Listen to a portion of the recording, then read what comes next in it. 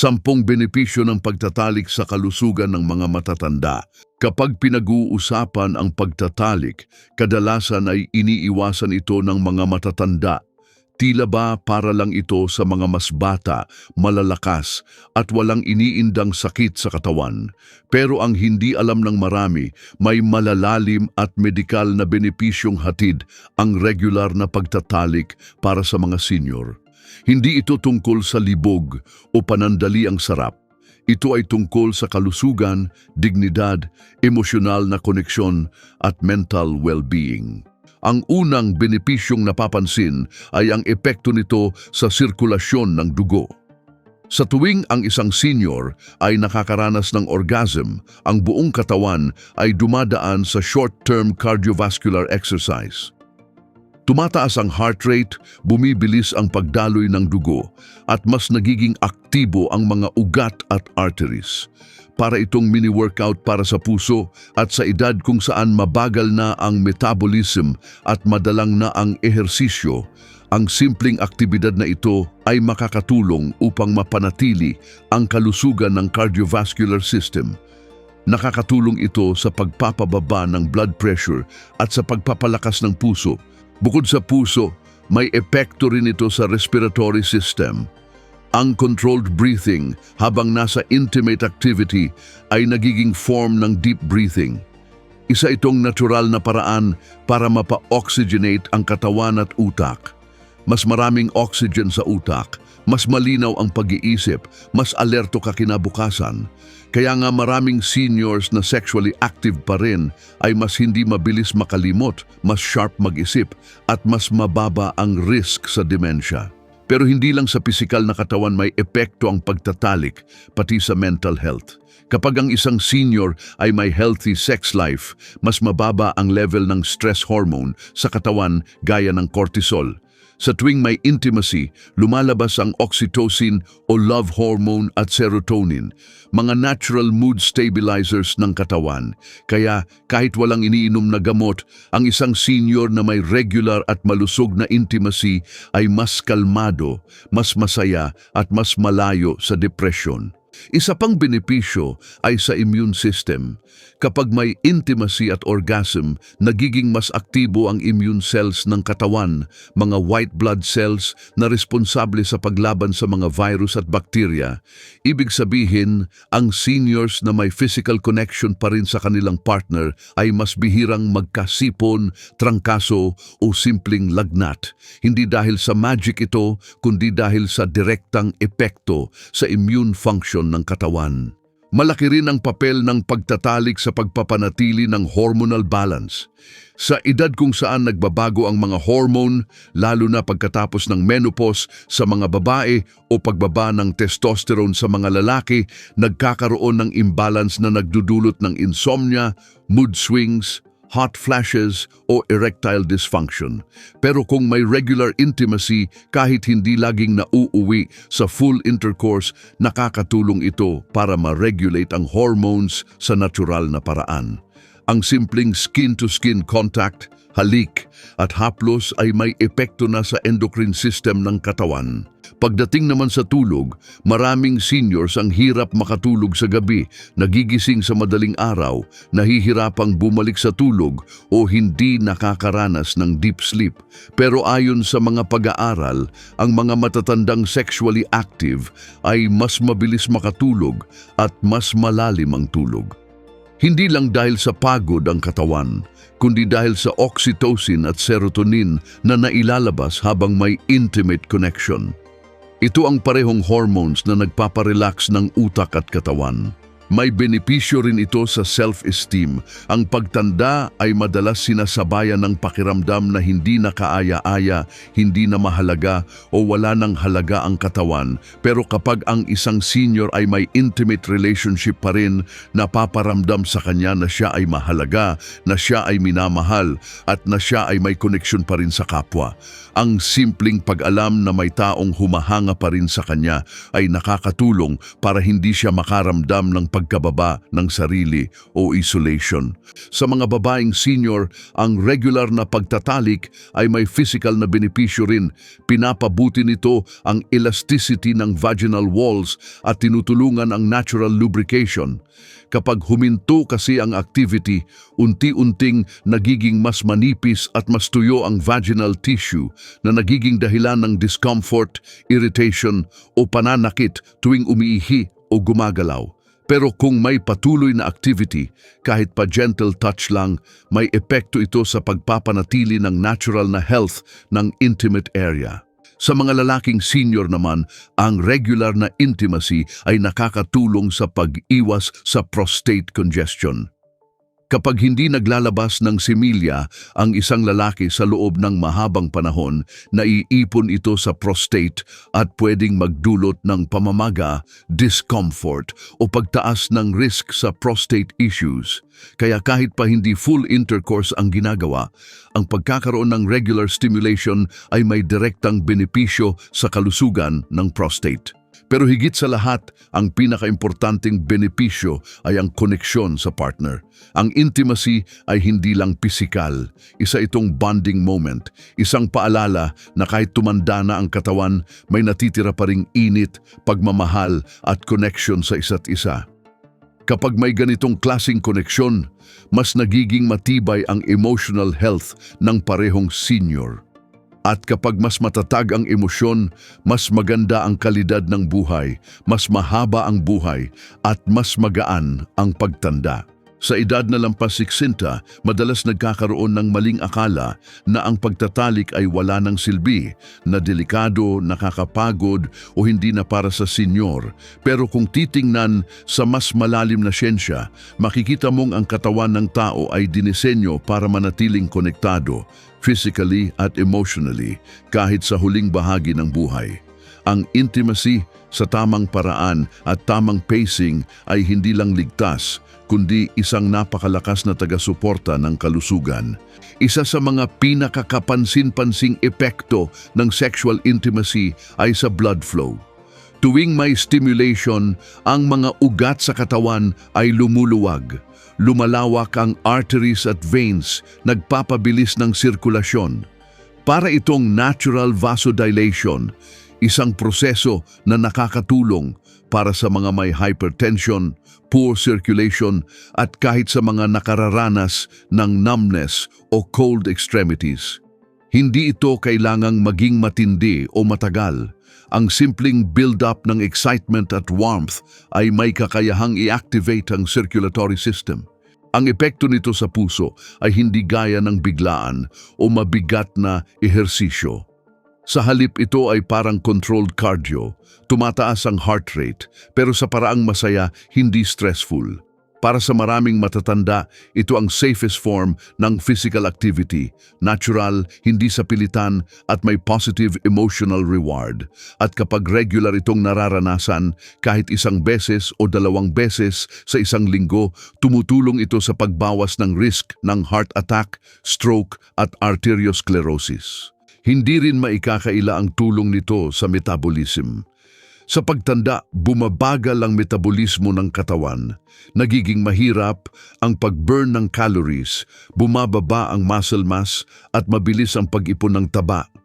Pero kung aktibo pa rin sa intimacy ang isang senior, napapanatili ang balance sa hormones gaya ng testosterone at estrogen na parehong may papel sa fat distribution, energy level at muscle tone. Ibig sabihin, kahit pa hindi ka gaanong nag-eehersisyo, basta't may regular intimacy, makakatulong ito sa pag-stabilize ng timbang at lakas. Punta naman tayo sa bahagi ng utak. Sa tuwing may sexual activity, pinapalakas nito ang signal pathway sa brain. Lumalabas ang dopamine, oxytocin at endorphins, mga chemical na responsable sa kaligayahan, focus at motivation. Kapag kulang ang mga ito, mas mabilis makaramdam ng lungkot, pagkalito o kawalan ng gana sa buhay. Pero sa mga seniors na may intimacy sa buhay nila, mas alerto ang utak, mas malinaw ang memorya at mas positibo ang pananaw. Hindi ito gawa-gawa, ito ay dokumentado sa ilang pag-aaral sa neuroscience. Bukod sa utak, napapansin din ang epekto nito sa balat. Ang good circulation na na-stimulate ng intimacy ay nagbibigay ng mas maganda at malusog na glow sa balat. Bumibilis ang cell regeneration, mas nagiging hydrated ang skin at mas bumabagal ang pagtanda ng balat. Kaya minsan, ang mga seniors na mukhang blooming ay hindi lang dahil sa skincare kundi dahil sa personal connection na meron sila sa buhay. May epekto rin ito sa hormonal clock ng katawan. Kapag may regular intimacy, mas nagiging predictable ang sleep-wake cycle o circadian rhythm. Nagkakaroon ng mas regular na melatonin production. Ito ang hormone na nagpapakalma sa utak at nagpapasimula ng natural na tulog. Kapag bumalik sa ayos ang circadian rhythm, hindi ka na basta-basta nagigising ng alanganing oras at mas naabot mo ang deep sleep stages. Sa mga matatanda na hirap matulog, ito ay napakahalagang benepisyo. Sa usaping emosyon, isa sa mga pinakakritikal pero madalas na iiwan ay ang sense of intimacy and worth. Ang pagtanda ay kadalasang dinadala ang pakiramdam ng pagiging invisible na parang hindi na sila napapansin, hindi na sila bahagi ng mas buhay na mundo. Pero kapag ang isang senior ay may intimate relationship, kahit hindi sexual sa traditional sense, meron pa ring pakiramdam ng connection. Yung simpleng yakap, paghawak ng kamay o eye contact habang magkasama sa kama, lahat ng yan ay nagpapaalala na sila'y buhay pa, may halaga at may karapatang makaramdam ng pagmamahal. Para sa mga may partner, ang intimacy ay nagsisilbing glue. Sa panahon kung kailan madalas puro routine na lang ang araw-araw, ito ang nagdadala ng spontaneity, excitement at pakiramdam ng kabataan. Hindi na kailangan ng matinding performance. Ang intimacy ay pwedeng isang tahimik na sandali ng pagsasama, isang mahigpit na yakap bago matulog o isang slow touch na nagpapaalala na may taong nagmamahal at tumatanggap sa iyo sa kabila ng puting buhok, kulubot na balat at mabagal ng kilos. Mahalagang tandaan na hindi kailanman dapat pilitin ang sarili sa pagtatalik kung may discomfort, pain o medikal na limitasyon. Pero kung kaya naman at kung may desire pa rin, walang dahilan para ipagkait ito sa sarili. Sa halip, hanapin ang paraan para ito'y maging ligtas, masaya at natural na bahagi ng inyong kalusugan. Kapag pumasok na ang edad na senior, marami ang nagsisimulang magtanong kung ligtas pa bang makipagtalik. May kaba, may alinlangan, at kadalasan ay may hiya rin. Pero ang totoo, maraming eksperto sa geriatric medicine ang nagsasabi, kung may kakayahan pa ang katawan at may kagustuhan sa loob, walang dahilan para umiwas. Ang susi ay nasa kaalaman, pag-unawa sa sarili at tamang approach. Isa sa mga unang dapat isaalang-alang ay ang estado ng puso. Oo, may mga kaso kung saan may heart condition ang isang senior at kinakailangan ng pag-iingat. Pero kung stable ang kondisyon at under maintenance, ang intimacy ay hindi bawal. Sa halip, ito ay isang uri ng light exercise na makakatulong sa cardiovascular endurance. Ang importante lang, huwag pilitin. Ang intimacy sa edad na ito ay hindi na basehan ng performance, kundi ng koneksyon. Kapag sinabayan ng tamang pacing at open communication sa partner, mas nagiging ligtas at komportable ang karanasan. Mahalaga rin ang pagiging aware sa medication. May mga gamot na pwedeng makaapekto sa sexual drive tulad ng ilang klase ng gamot para sa high blood, depression o diabetes. Sa ilang lalaki, maaaring makaranas ng erectile dysfunction hindi dahil sa edad, kundi dahil sa gamot. Pero meron ding mga natural na paraan para mapabuti ito, tulad ng pagkain ng gulay na may zinc at arginine, regular na paggalaw ng katawan at iwas sa paninigarilyo at sobrang alak. Sa mga babae naman, may mga gamot o supplements na nagdudulot ng vaginal dryness na maaaring magdulot ng discomfort. Pero may mga safe na lubricants at natural oils na pwedeng gamitin basta't hypoallergenic at approved ng doktor. Hindi rin dapat ipagwalang bahala ang hygiene. Sa edad na senior, mas sensitive ang balat at mas madali itong kapitan ng iritasyon o impeksyon. Kaya mahalaga na panatilihing malinis ang katawan bago at pagkatapos ng intimacy. Ang simpleng pagligo, pagsuot ng malinis na damit at tamang pagpapalit ng bedsheets ay malalaking tulong para maiwasan ang skin irritation o urinary tract infection. Para sa mga senior na wala ng partner o nabubuhay mag-isa, ang benepisyo ng intimacy ay hindi nawawala. Pwede pa rin itong mapalitan ng self-intimacy, yung pagpapahalaga sa sarili, pag-aalaga sa katawan, pag-reconnect sa sariling damdamin. Marami sa mga matatanda ang nakakalimot sa sarili nilang pangangailangan at dahil doon lumalalim ang pakiramdam ng pangungulila. Pero ang simpleng pagharap sa salamin at pagpili ng damit na nagpapasaya sa sarili, ang paglalagay ng lotion sa balat o ang paglalaan ng oras para sa tahimik at personal na pagninilay ay mga anyo ng self-care at intimacy na may benepisyong emosyonal at mental. Importante ring alisin ang pressure. Ang intimacy sa senior years ay hindi kailangang kahalintulad ng intimacy noong kabataan. Hindi kailangang may matinding lakas, hindi kailangang may routine na performance. Minsan, ang simpleng paghawak sa kamay habang magkayakap, ang pagyakap sa gitna ng malamig na gabi o ang pagsandal sa balikat ng isa't isa habang nanonood ng TV ay higit pa sa sapat. Ang mga maliliit na sandaling ito ay nagpapalalim ng koneksyon, nagpapakalma sa isip, at nagpapaganda ng emotional stability. May mga pagkakataon din na kinakailangan ng kaunting tulong mula sa mga eksperto. Hindi ito dapat ikahiya. Maraming seniors ang nakakahanap ng bagong sigla sa tulong ng counseling, sex therapists o medical guidance. Kung may issue na gustong ayusin gaya ng discomfort, erectile dysfunction, vaginal dryness o kawalan ng gana, maraming paraan na hindi invasive, hindi delikado at hindi komplikado. Basta't may openness at willingness, pwedeng i-explore ang mga solusyong akma sa edad at kondisyon. Ang pagkakaroon ng intimacy ay hindi lang pagpapalakas ng katawan, kundi pagprotekta sa sarili laban sa loneliness. Sa mga pag-aaral, ang mga matatandang walang social or physical connection ay mas mabilis tumanda, mas madaling dapuan ng depression at mas mataas ang risk ng demensya. Ang tao ay likas na social being at kahit anong edad mo, may pangangailangan ka pa rin sa haplos, sa titig, sa pagdamay at sa pag-ibig. At para sa mga may partner, ang intimacy ay pwedeng gawing bahagi ng mas malawak na pag-aalaga sa isa't isa. Maaaring ito ang panahon ng mas tahimik na relasyon, mas marubdob na pagmamahalan at mas malalim na pag-unawa. Hindi na ito tungkol sa kung gaano ka kadalas o gaano ka tumagal. Ang mahalaga ay ang intensyon, ang pagdama at ang koneksyon. Ang benepisyo ng pagtatalik sa matatanda ay hindi nasusukat sa performance kundi sa kalidad ng koneksyon.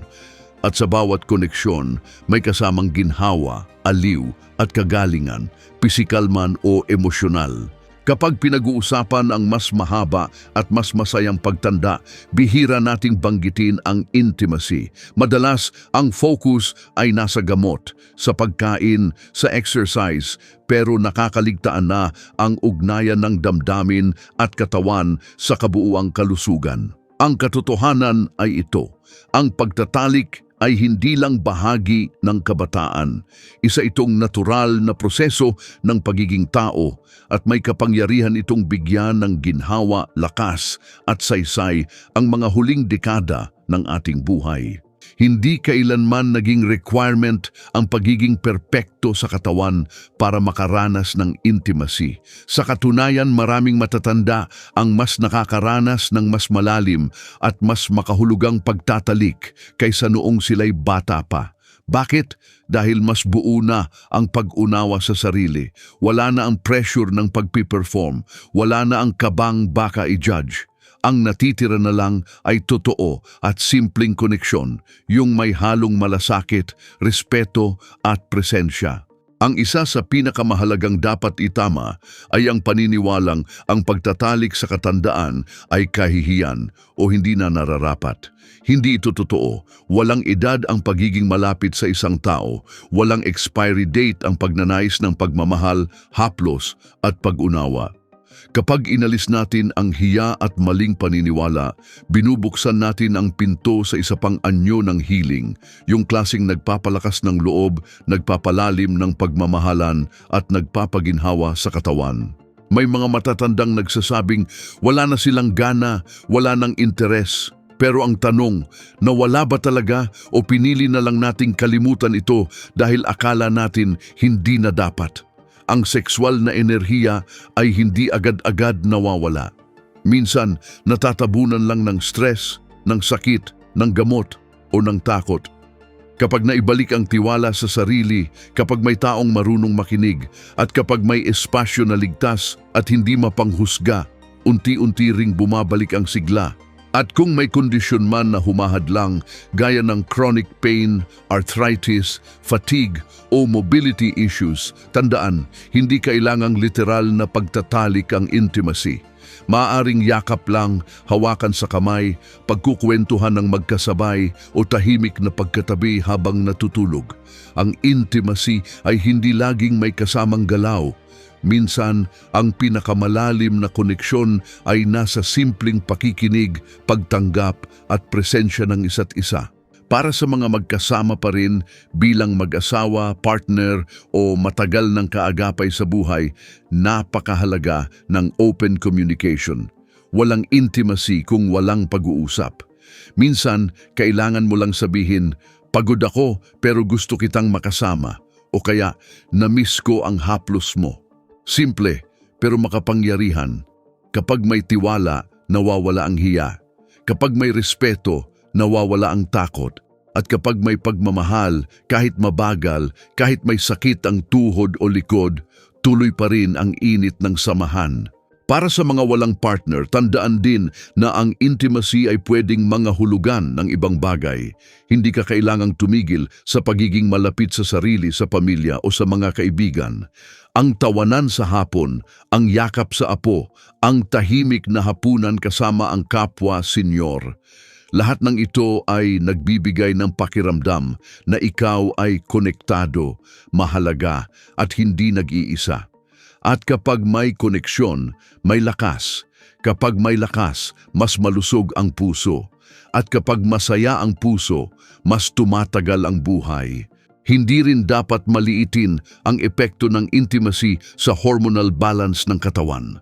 Araw-araw, ang ating endocrine system ay gumagawa ng hormones para i-regulate ang mood, immune response, energy level at body repair.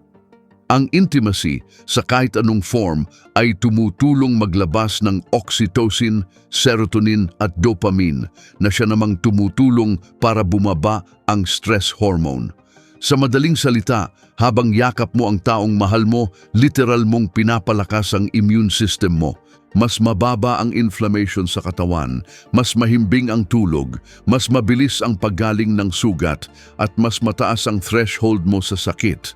Hindi ito magic, ito ay physiology at ito ang dahilan kung bakit ang mga seniors na may malusog na emotional connection ay bihirang magkasakit, mas masigla at mas positibo ang pananaw sa buhay.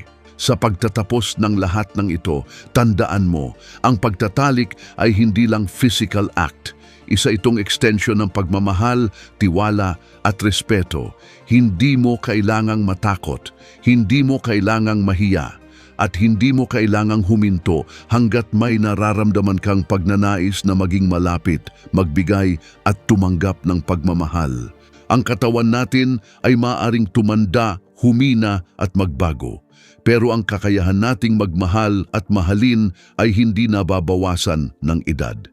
Kung may natitira pang damdamin sa puso mo, pagmamahal, pagnanais, pag-unawa, may natitira ka pang lakas para mabuhay ng buo. At ang intimacy, gaano man kasimple, ay isa sa pinakadalisay na anyo ng pagiging buhay. Kaya huwag mong ipagkait sa sarili ang karapatang maging masaya. Hindi ito tungkol sa performance, hindi ito tungkol sa kung gaano kadalas. Ito ay tungkol sa koneksyon at ang koneksyon ay may kapangyarihang magpagaling, magpalakas at magpahaba ng buhay. Kung nagustuhan mo ang video na to at may natutunan ka, don't forget to like and share para mas marami pa tayong matulungan. Subscribe ka na rin sa aming channel at i-click ang notification bell para lagi kang updated sa mga natural health tips araw-araw. Thanks for watching and we'll see you in the next video.